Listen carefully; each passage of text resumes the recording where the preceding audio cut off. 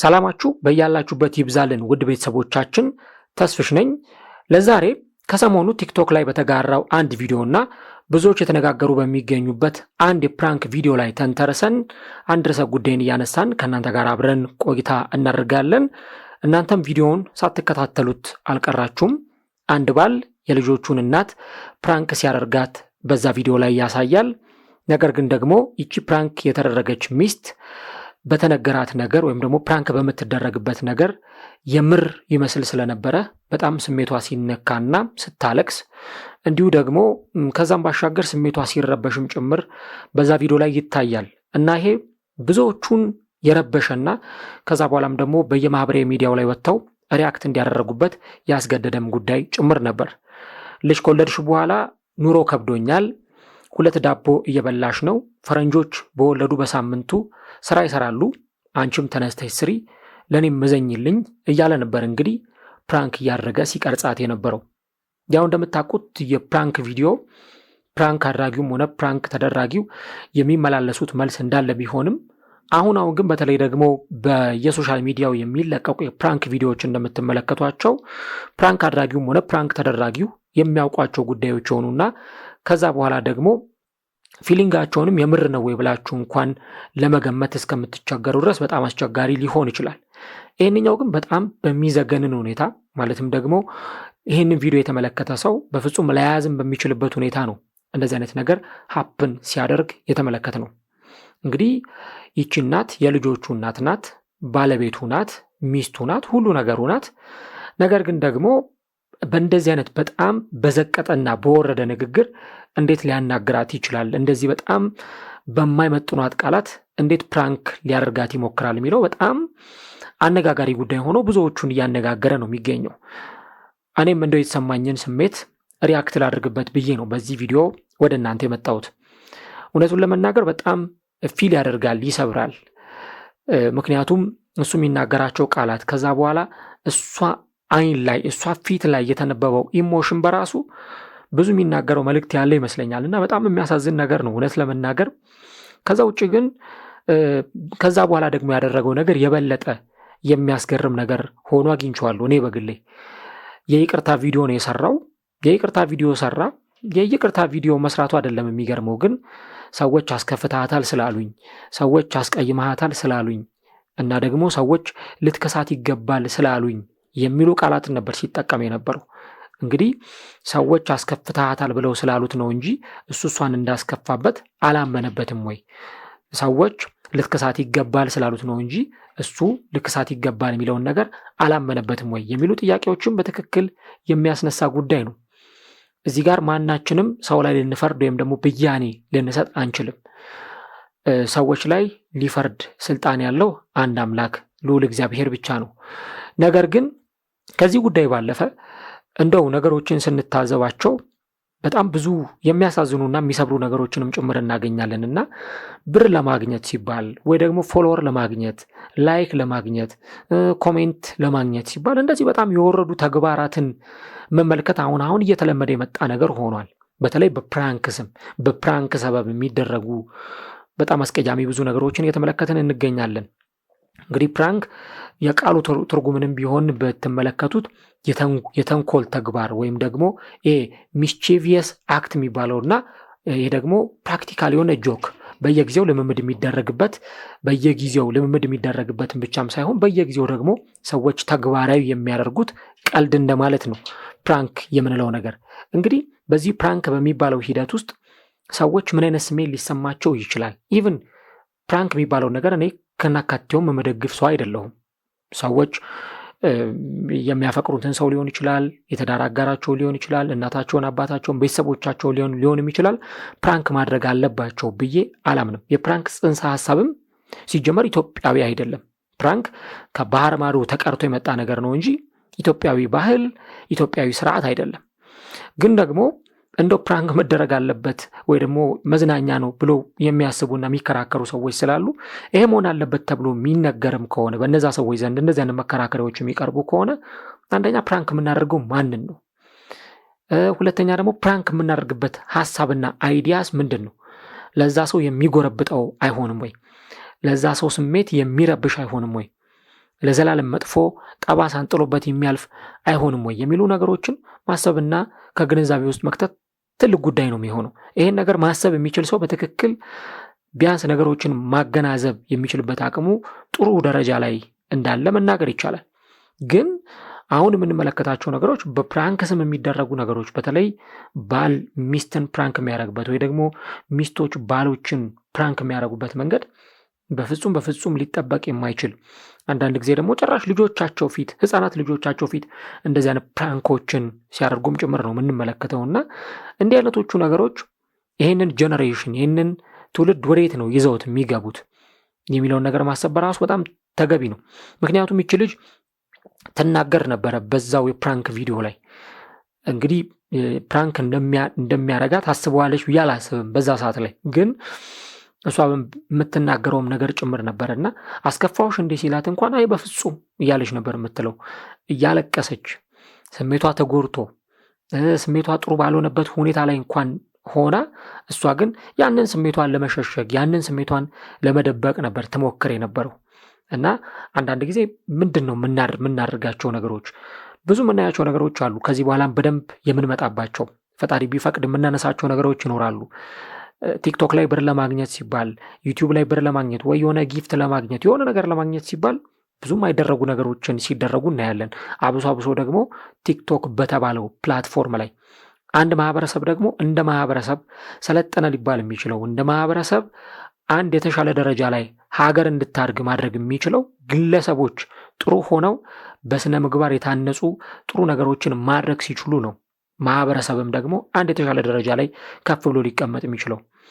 ከኛ በጣም ሊርቁ ይችላሉ፣ ግን ደግሞ በአህጉረ ኤዥያ የሚገኙ ሀገራትን ብንመለከት እነ ጃፓንን፣ እነ ቻይናን፣ እነ ደቡብ ኮሪያን፣ እነ ሰሜን ኮሪያን ብንመለከት ምን አይነት ዲሲፕሊን በማህበረሰባቸው ውስጥ ምን አይነት ኖርም፣ አንዳንዴ የሚታለፍ ቀይ መስመር አለ፣ ማይታለፍ ቀይ መስመር አለ። የሚታለፍ ወይ ደግሞ ቢደረግ እንኳን ምንም ችግር የሌለው ሰዎችን የማይጎዱ መልካም የሆኑ ነገሮች አሉ። አንዳንድ ደግሞ ከነጨራሹ መደረግ የሌለባቸው ነገሮች አሉ። ቀደም ቀይ መስመር ብዬ ስላችሁ ቀይ መስመር እስከተሰመረ ድረስ መታለፍ የለበትም። ይሄ የዚህ ሀገር ድንበር ነው ከተባለ ከዚህ ሀገር ድንበር ማንም አያልፍም። ይሄ የዚህ ማህበረሰብ የዚህ አኗኗር ዘይቤ ነው። ከዚህ ማለፍ አይቻልም። በማህበረሰብም በሃይማኖትም እንደ ሀገርም ትክክል ያልሆኑ ነገሮች ናቸው የሚባሉ ነገሮች ሊቀመጡ ይገባል። ግን እዚህ ሀገር ደግሞ የምናያቸው ነገሮች የቱ ትክክል የቱ ደግሞ ስህተት የቱ ጥሩ የቱ መጥፎ እንደሆነ እንደ ማህበረሰብ የተምታታብን ይመስለኛል። እና የሚደረጉ ነገሮች በሙሉ በጣም የሚያሳዝኑና ብዙዎቻችንንም ደግሞ የሚያስተዛዝቡ ነገሮች ናቸው ብዬ ነው ማምነው። ከዚህ በፊትም ከዓመታት በፊት ፕራንክ ሲደራረጉ የነበሩ ሰዎች ምን አይነት የስሜት መረባበሽ ውስጥ ሲገቡ እንደነበረ እናስታውሳለን። አንድ ባል ባለቤቱን ወይም ደግሞ ሚስቱን በኮንዶም ፕራንክ ለማድረግ ነበር ሙከራ ያደረገው መኪና ውስጥ እና ምን ያክል ያቺ ሴት እንደተረበሸች ምን ያክል ማይሆን ስሜት ውስጥ እንደገባች ያንን ቪዲዮ የተመለከተ ያስታውሰዋል። እና የምናደርጋቸው ነገሮች ለማንስ ብለን ነው የምናደርጋቸው? በሃይማኖት ሚዛን ሲመዘኑ በማህበረሰቡ ሚዛን ሲመዘኑ ትክክለኛ ሚዛን ላይ ያርፋሉ ወይ የሚለውን ነገር ከግምት ውስጥና ከግንዛቤ ውስጥ ማስገባት በጣም መሰረታዊና ወሳኝ ነገር ነው። ግን ሁልጊዜ የምናየው ቲክቶክ ላይ የሆነ ነገር ለማግኘት ወይ የሆነ ዝናን ለማግኘት አሁን በተለያዩ ዘርፎች በሚዲያው ዘርፍ ላይ ያሉ በተለያዩ ዘርፎች ላይ ያሉ ሰዎች ሲያረጓቸው የምንመለከታቸው ነገሮች ዝናን የትንፍጩ ዱቄቱን አምጩ ነው ነገሩ። ዝና በሁለት አይነት መንገድ ሊገኝ ይችላል። ልቆና በሁለት አይነት መንገድ ሊገኝ ይችላል። አንዱ ረጅም ዓመታትን ይወስዳል፣ ብዙ ልፋት ይጠይቃል፣ ብዙ ውጣ ውረድ ይጠይቃል። ግን ደግሞ ካሰቡበት ቦታ ለመድረስ ጽናት ደግሞ ይፈልጋል።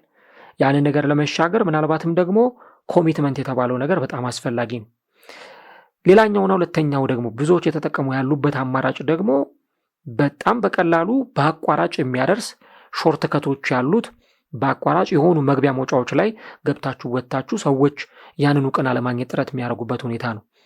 ምንም የተሻለ ነገር ሳይሞክሩ ይህን አቋራጭ ነገር የሆነ ሰው ስላደረገው ብቻ አብሶ ቲክቶክ ፕላትፎርም ላይ የምናያቸው ነገሮች ቲክቶክን በደንብ አድምቼ አጽንኦት ሰጥቼ እየተናገርኩም ያለሁት መጨረሻችን ምንድን ነው ሊሆን የሚችለው?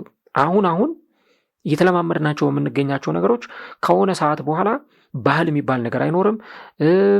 ይሄ ክብር የሚባለው ነገር አይኖርም። አንዳንዴ እኮ ይሄ የብልግና የሚባለው ነገር መደረግ የለበትም እስከተባለ ድረስ ብልግና የቱ ነው፣ ጥሩ ነገር የቱ ነው፣ ትክክል ያልሆነው ነገር ደግሞ የቱ ነው የሚለውን ነገር ማወቅ በጣም አስፈላጊ ነገር ነው። ግን እንደ ማህበረሰብ ደግሞ እየጠፋን ያለንበት ነገር የቱ ትክክል ይሁን የቱ ትክክል አይሁን አናውቀውም። ብቻ ደግሞ በሀገራችን ምን የሚባል አባባል አለ፣ 10 ጊዜ ለካ 1 ጊዜ ቁረጥ ነው የሚባለው።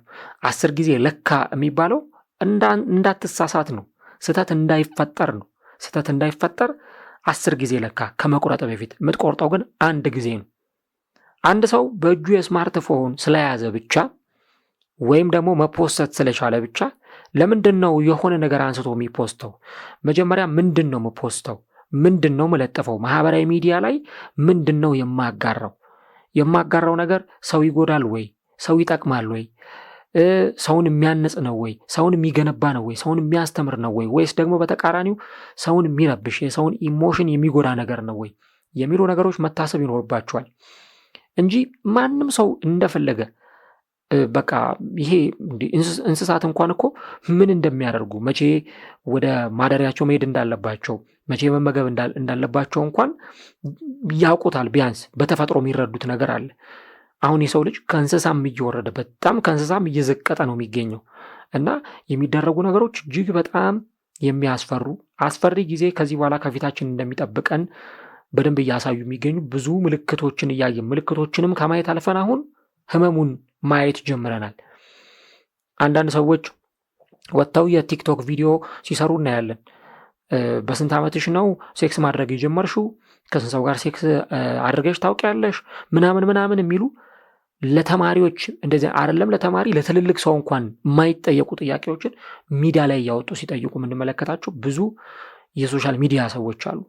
እና ሶሻል ሚዲያው ገንዘብ ስላስገኘ ብቻ ወይ ደግሞ የሆነ ፍርፋሪ ሳንቲም ስለሰጠ ብቻ እንደዚህ ማድረግ አግባብ አይደለም። ግን ማን ማንን ይከተላል ነው ጥያቄው። ማን ማንን ይመራል? ማን ማንን ይከተላል ነው። አሁን የሚመራው የተደናበረው ሰው ነው፣ የሚጠፋውም አብሮ የሚደናበር ሰው ነው የሚሆነው ማለት ነው። በክርስትና ሃይማኖት በመጽሐፍ ቅዱስ አንድ የተቀመጠ በጣም ቅዱስ የሆነ ቃል አለ። ጌታችንና መድኃኒታችን ኢየሱስ ክርስቶስ ክብር ይግባውና እውርን እንዴት ይመራዋል? እውርን ቢመራው ተያይዘው ይወርቃሉ ነው የሚለው። አሁን እየሆነም ያለው ያ ነው። አርአያ የምናደርጋቸው ሰዎች ማን ናቸው? ቲክቶከሮች ናቸው? በፍጹም አይደሉም። ዩቲዩበሮች ናቸው? በፍጹም አይደሉም። አርቲስቶች ናቸው? በፍጹም አይደሉም። መሆን የለባቸውም። ምክንያቱም እነሱ ለህይወት ምን የሚያስተምሩት ነገር አለ ነው ትልቁ ጥያቄ። ዋና ከሰመጠ ሰው አይደለም አንድ ሰው ትምህርት ሊቀስም የሚችለው ህይወትን ካሸነፈ ሰው ነው እንጂ ወድቆ ከቀረ ሰው አይደለም የሰው ልጅ ትምህርት መውሰድ የሚገባው። ግን ደግሞ አንዳንዴ እነዚህ ሰዎች መቼ እኛ የት ሆነን ነው ከዚህ ማህበረሰብ የፈለቁት ከዚህ ሀገር የወጡት ብለን እስከምንደናገጥ ድረስ ስናያቸው በጣም የምንሸማቀቅባቸው በጣም የምናፍርባቸው በጣም ብዙ ነገሮች አሉ።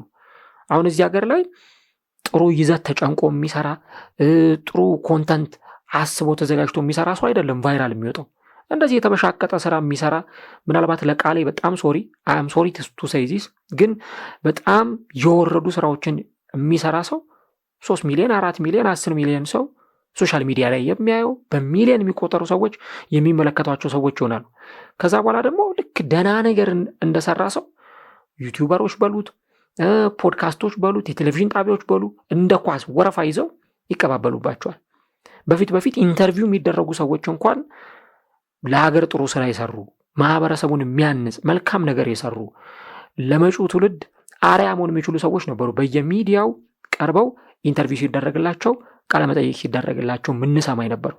ነገር ግን አሁን የምናየው በየሶሻል ሚዲያው ላይ ቃለመጠይቅ የሚደረግላቸው እንቶ ፈንቶ ያወሩ እንቶ ፈንቶ የሰሩ ከዛ በኋላ ማህበረሰቡ በሆነ ነገር የተቻቸውና የነቀፋቸው ሰዎች ሶሻል ሚዲያ ላይ ሁሉም እየተቀባበለ በየፖድካስቱ ሲያቀርባቸው እናያለን። ምክንያቱም እነሱ ቫይራል ወጥተዋል እዛ ፖድካስት ላይ ወይ እዛ ዩቲዩብ ቻናል ላይ ወይ እዛ ቴሌቪዥን ጣቢያ ላይ ቀረቡ ማለት በጣም በወረደ ሁኔታ የሚቀርበውን ነገር አምጥተው ሲያቀርቡ እነሱ ያገኙትን ሙሉን እንኳን ባያገኙ ግማሹን ቪው ግማሹን ገንዘብ ያገኛሉ ማለት ነው። እና ያለንበት ጊዜ እጅግ በጣም የሚያሳዝን እና የሚያስተዛዝብም ጭምር ነው ማለት ይቻላል። እኔ በግሌ በጣም ያዘንኩበት የምርም የተሰማኝና ፊል ያረኩበትም ነገር ስለሆነ ነው ይህንን ወደ እናንተ ይዤ የመጣሁትና ለረጅም ጊዜ ሳብሰለስለው የነበረ ነገር ነው። በተለይ ይሄ ከፕራንክ ጋር ከሶሻል ሚዲያ ጋር ቴሌግራም ላይ በነበረን ፕላትፎርም አቢሲኒያ ሚዲያ በሚለው ታውቁታላችሁ ብዙ እንደዚህ አይነት ፕሮግራሞችን ስሰራ ነበረ። ግን አሁን የምር ደግሞ ወደ ሶሻል ሚዲያው ዩቲዩቡ ላይ ቲክቶክ ላይ እንደዚህ አይነት መረር ያሉ ሀሳቦችን ይዘን መምጣት ያለብን ይመስለኛል። አለበለዚያ መጪው ትውልድ አይኖረንም። ይችን ሀገር የሚረከብ ትውልድ አይኖርም። ወጣት ትውልድ እየጠፋ ነው ያለውና ይሄ በጣም የሚያሳዝንና የሚያሳዝብም ነገር ስለሆነ ይሄን ነገር ለማለት ያክል ነው። እስቲ እናንተ እንደው ቪዲዮውን ስታዩት የፕራንክ ቪዲዮውን ስታዩት እኔ የፌስቡክ ፖስት ነበር የተመለከትኩት። ከዛ በኋላ ነው ቲክቶክ ላይ ሄጄ ያየሁት። ቲክቶክን በዛም የምጠቀም ሰው አይደለሁም፣ ግን ወደ ቲክቶክ ሄጄ ባየሁት ነገር በጣም ነው ያዘንኩት። እና እስቲ እናንተስ ምን ተሰማችሁ የሚለውን ሀሳቦቻችሁን አጋሩን። ቪዲዮን ከወደዳችሁት ደግሞ ላይክ ማድረጋችሁን አትርሱ። ይህንን ፕሮግራም ከተመቻችሁ ሌሎች ማጋራታችሁን አትርሱ። ላይክ፣ ሰብስክራይብ በማድረግና የደወል ምልክቷን በመጫን የቻናላችን ቤተሰቦች ሁኑ። ጋዜጠኛ ተስፋወርቅ ሉልሰገድ አብሬያችሁ ቆይታ አድርጌያለሁ። በሌሎች ዝግጅቶች በቀጣይ ፈጣሪ ፈቅዶ እስከምንገናኝ መልካም ጊዜ፣ መልካም ቆይታ ይሆንላችሁ።